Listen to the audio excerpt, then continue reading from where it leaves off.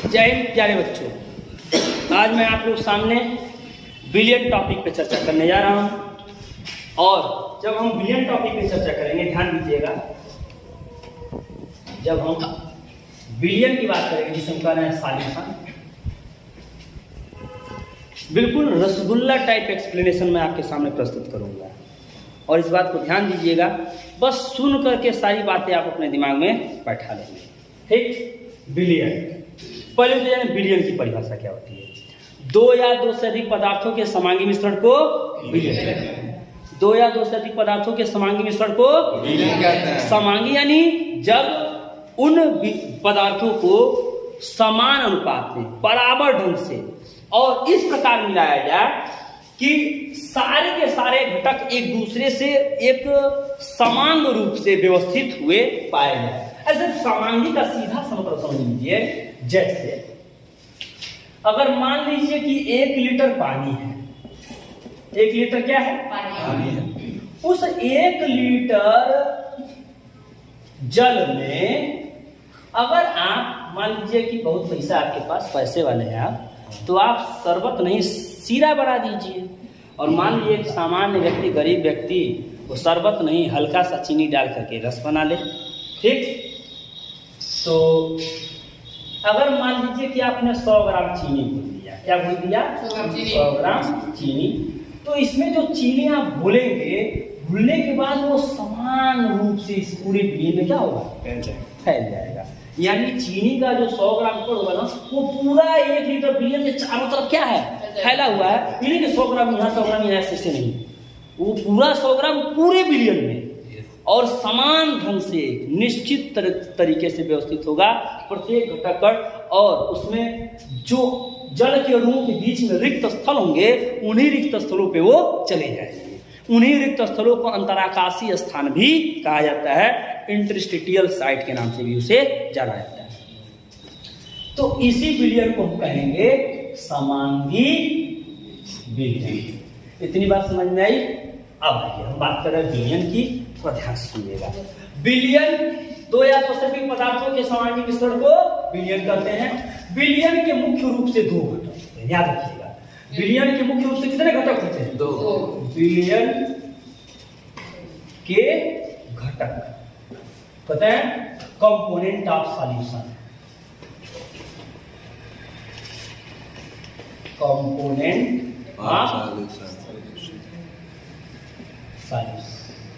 और component of solution की बात करें, एक को कहा जाता है बिले यानी सॉल्यूट, और एक को कहा जाता है विलायक, विलायक यानी सॉल्वेंट। अच्छा, एक बात, जिसकी मात्रा बिलियन में सदैव कम होगी, याद रखिएगा, जिसकी मात्रा बिलियन में हमेशा कम होगी, सदैव कम होगी। जिसकी मात्रा कम होगी उसे कहेंगे बिले। बिले की मात्रा हमेशा कम होती, क्या होती है? कम। और ठीक उल्टा, विलायक की मात्रा सदैव अधिक होती। इस बात को समझिएगा। बिले जिसकी मात्रा हमेशा कम होगी। कम यानी जो सॉल्यूशन बनाया जाएगा उसमें सॉल्यूट हमेशा क्या होगा? लेस कंसंट्रेशन में होगा। इसकी मात्रा होगी लेस अमाउंट, हमेशा होगी ये लेस अमाउंट में, और इसकी मात्रा हमेशा होगी इन हाई अमाउंट, क्या कहेंगे? High amount.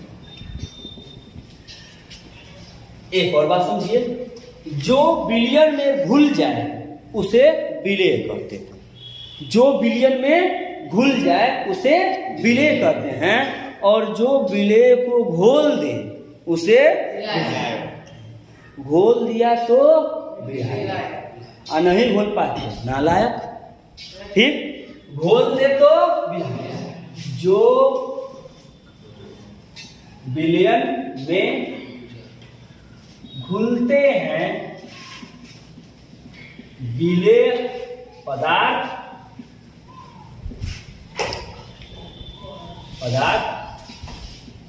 कहलाते हैं।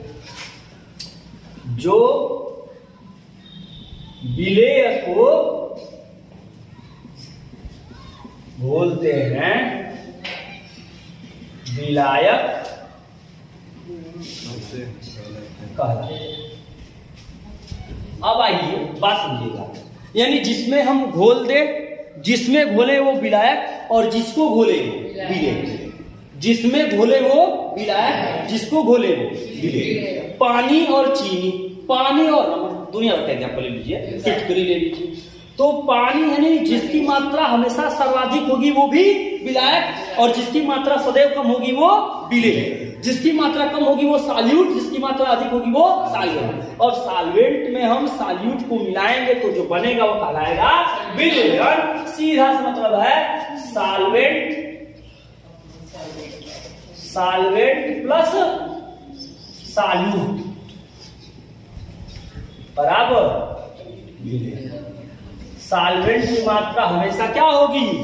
अधिक होगी, और सॉल्यूट की मात्रा हमेशा कम। मिश्र धातुओं की बात कर लें, मिश्र धातुएं भी एक समांगी मिश्रण है। मिश्र धातुएं भी क्या है? समांगी मिश्रण। ध्यान दिएगा, मिश्र धातुएं समांगी, मिश्र धातुएं ठोस समांगी मिश्रण है। और ठोस समांगी मिश्रण का मतलब क्या? जैसे ब्रास, ब्रास यानी पीतल, ब्रास यानी पीतल, और ब्रॉन्ज यानी कांसा। ध्यान सुनिएगा, ब्रास यानी पीतल, ब्रॉन्ज यानी कांसा, है ना? याद रखिएगा। जब हम पीतल की बात करते हैं, इतना याद रखिएगा कि पीतल कापर और जिंक से मिलकर के बना है। पीतल किससे बना है? कापर और जिंक से मिलकर बना है। इतना याद रखिएगा। ये समान रूप से मिला करके बनाए गए हैं, इसलिए मिश्र धातुएं ठोस समांगी मिश्रण के रूप में, एग्जाम्पल के रूप में आप याद रख सकते हैं। पीतल और कांसा, और भी बहुत से एग्जाम्पल है। ठीक, पीतल को बोलते हैं ब्रास, कांसा को बोलते हैं ब्रॉन्ज। ठीक, सुने ना, ब्रॉन्ज मेडल। कांसा से बना है कांस्य पदक, सोनमा से बना है गोल्ड मेडल, स्वर्ण पदक, और चांदी से क्या बना है भैया? सिल्वर मेडल, जिसे रजत पदक भी कहते हैं। आई बात समझ में? अब पदार्थ की भौतिक अवस्थाओं के आधार पर विलयन 9 प्रकार के होते हैं। याद रहेगा, पदार्थ की भौतिक अवस्थाओं के आधार पर विलयन, पदार्थ के भौतिक रूप के आधार पर विलयन कुल 9 प्रकार के होते हैं। समझते चलिएगा। जैसे ले लीजिए ठोस प्लस ठोस, ठोस प्लस द्रव, ठोस प्लस, ये क्या है? पहला उदाहरण ले रहे हैं ठोस। ठोस यानी साधारण, जिसका आकार और आयतन दोनों निश्चित होता है। अब जब हम ठोस प्लस ठोस की बात करते हैं, ये ध्यान दीजिएगा, ठोस प्लस ठोस की बात करते हैं तो मिश्र धातुएं ही कैसे मिश्रण है? ठोस प्लस ठोस की मिश्रण है, मिश्र धातु। सीधे कह सकते हैं मिश्र धातु। ध्यान दीजिएगा, एक विलायक होगा और एक विलेय होगा। विलेय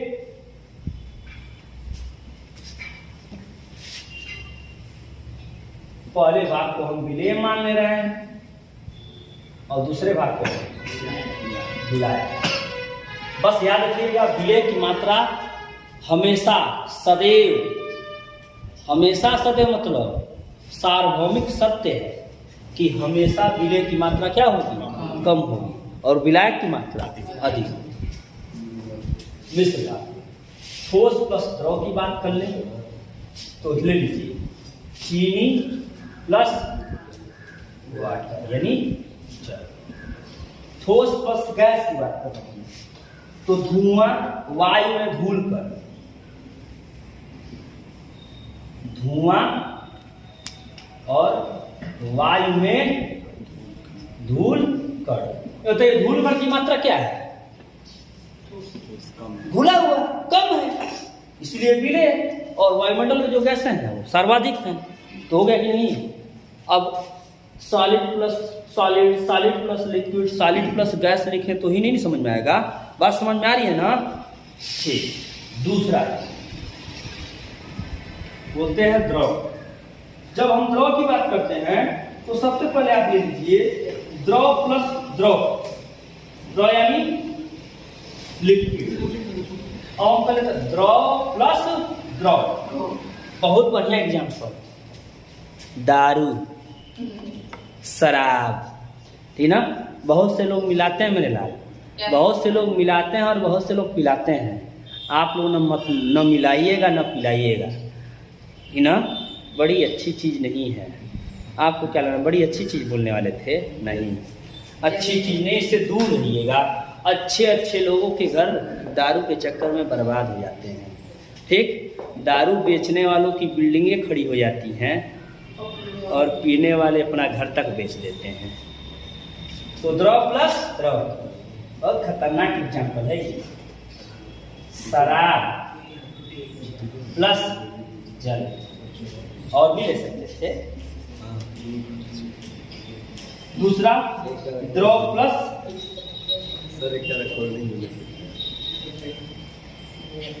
द्रव प्लस ठोस। थोड़ा सा एरन ऊपर नीचे कर दिए हैं, उसके लिए जोड़ाइएगा मत।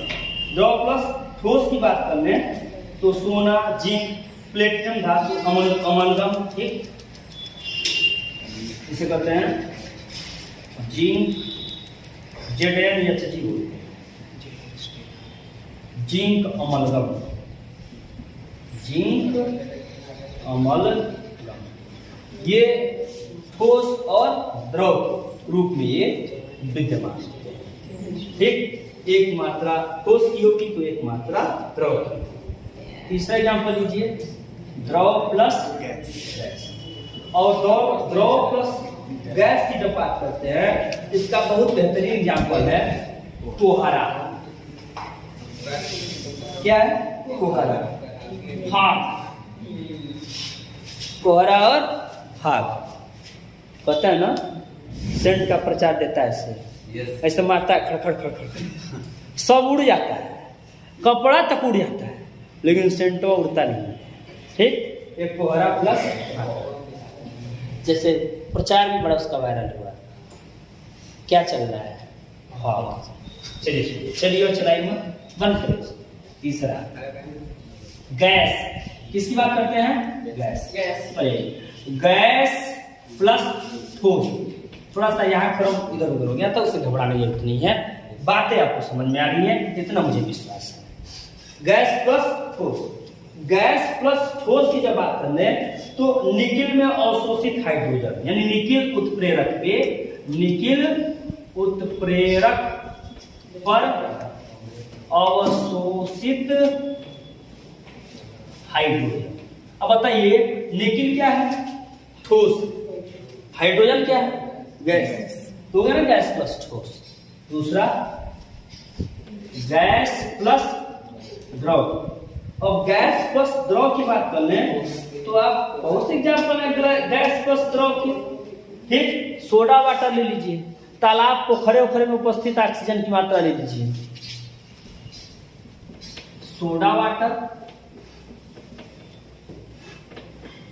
तालाब के जल में घुली गैस, हो गया ना गैस प्लस द्रव।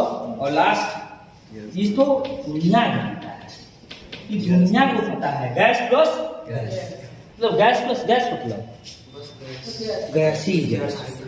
हमारे वातावरण में 78% नाइट्रोजन, 21.4% ऑक्सीजन, बाकी लगभग 1% के अंतर्गत CO2, अक्रिय गैसें, ये सारी चीजें क्या है मौजूद है। तो कह सकते हैं वायुमंडलीय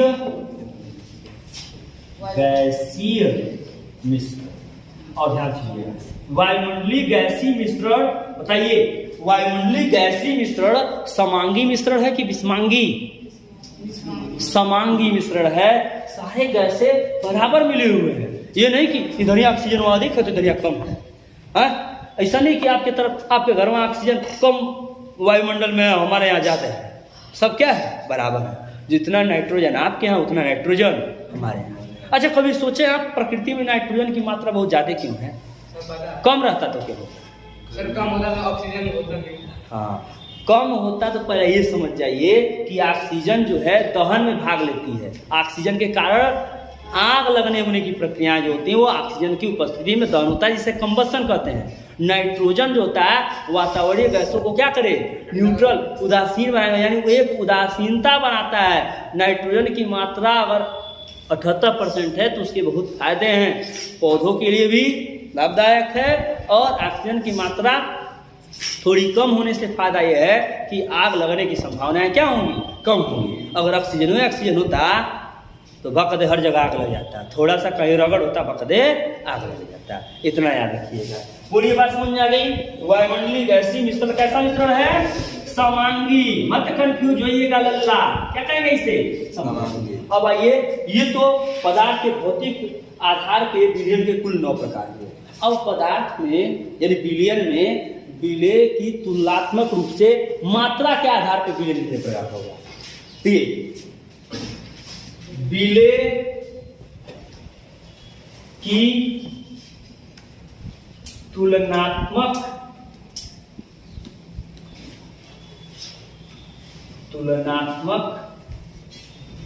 रूप से मात्रा के आधार पर विलयन के प्रकार। ध्यान दीजिए, इस आधार पे विलयन 2 प्रकार के होते हैं। एक को कहते हैं डाइल्यूट सॉल्यूशन और एक को कहते हैं कंसंट्रेट सॉल्यूशन। इसे कहते हैं तनु विलय और इसे कहते हैं सांद्र विलय। जब विलयन में विलय की मात्रा क्या हो? कम हो तो तनु विलय। जब विलयन में विलय की मात्रा अधिक हो तो सांद्र विलय। जब तुलनात्मक रूप से, जैसे मान लीजिए कि आपने 1 लीटर पानी में 200 ग्राम चीनी घोला और मैंने 1 लीटर पानी में 50 ग्राम चीनी घोला। मेरे पास पैसा नहीं था, गरीब व्यक्ति, ठीक, तो 50 ग्राम चीनी मैंने घोला, तो यानी मेरा विलयन कैसा विलयन है? तनु विलयन है। डाइल्यूट सॉल्यूशन है, कहा कि हमने तनी सा चीनी घोला, इसीलिए तनु विलयन। तनु सा मतलब थोड़ा सा, यानी तनु विलयन। विलय की मात्रा थोड़ी यानी तनु, विलय की मात्रा कम यानी तनु। तुलनात्मक रूप से बात करेंगे, 2 विलयनों की तुलना करेंगे जिसमें समान विलय घोले गए हैं। एक विलयन में आपने 200 ग्राम चीनी घोला 1 लीटर के, और मैं 1 लीटर के विलयन में 50 ग्राम चीनी घोला। मेरा विलयन तनु, आपका विलयन सांद्र। तनु विलयन, जब विलय की मात्रा कम, जब विलय की मात्रा कम उसे क्या कहेंगे? तनु। और जब विलय की मात्रा तुलनात्मक रूप से अधिक हो उसे सांद्र विलयन कहते हैं। और लास्ट, विलयन का एक बड़ा जबरदस्त रूप है। एक को कहते हैं संतृप्त विलयन और एक को कहते हैं असंतृप्त विलयन। सारे के सारे रसगुल्ला टाइप कॉन्सेप्ट हैं, सारे के सारे रसगुल्ला जैसे एक्सप्लेनेशन है मेरे लाल। ध्यान से सुनेंगे, सारी बातें आपको क्लियर होगी। इतनी तो क्लियर हो ही गई आपको कि विलयन के पदार्थ के भौतिक रूप के आधार पर 9 प्रकार, विलय की मात्रा के आधार पे अनुभव, सांद्र और संतृप्तता और असंतृप्तता क्या होती है, सीधे समझ लीजिए। जब विलयन में विलय की मात्रा बढ़ाई जा सके उसे कहेंगे असंतृप्त विलयन, और जब विलयन में विलय की मात्रा नहीं बढ़ा सके यानी पेट भरा हुआ तो खाएंगे नहीं सर। तो पेट भरा हुआ समझ लीजिए, ठीक। सेचुरेटेड सैचुरेशन क्या बोलेंगे, सेचुरेटेड सैचुरेशन, और इसे क्या कहेंगे, अनसेचुरेटेड सैचुरेशन। जब विलय की मात्रा विलयन में नहीं बढ़ाई जा सके उस विलयन को संतृप्त विलयन कहते हैं। नहीं ऐसा विलयन जिसमें मान लीजिए चीनी घुले हुए, चीनी घुलता जा रहा है, यानी वो क्या है, असंतृप्त। और अगर नहीं घुल रहा है तो संतृप्त। यानी संतृप्त विलयन वह विलयन है जिसमें विलय की मात्रा नहीं बढ़ाई जा सके। हाँ, यह है कि तापमान पे, दाब पे, इन स्थितियों पे निर्भर करेंगे। टेम्परेचर बढ़ाएंगे फिर विलय की मात्रा बढ़ाई जा सकती है। एक सामान्य ताप पे ध्यान दीजिएगा, सामान्य ताप की बात कर रहे हैं।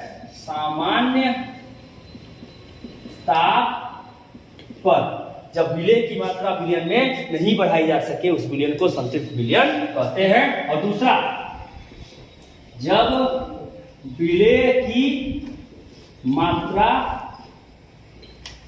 विलयन में बढ़ाई जा सके उसे असंतृप्त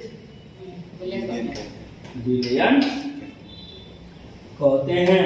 मतलब विलयन का पेट भरा ही नहीं, विलयन क्या करेगा, विलय को लेता जाएगा तब तक लेगा जब तक कि वो संतृप्त न हो जाए। और संतृप्त विलयन कैसा बनना चाहेगा, संतृप्त बन गया तो फिर विलय की मात्रा अब नहीं बढ़ा सकते, और असंतृप्त हो तो विलय की मात्रा बढ़ाई जा सकती है। मेरे प्यारे बच्चों, सारी बातें आपके सामने क्लियर हुई।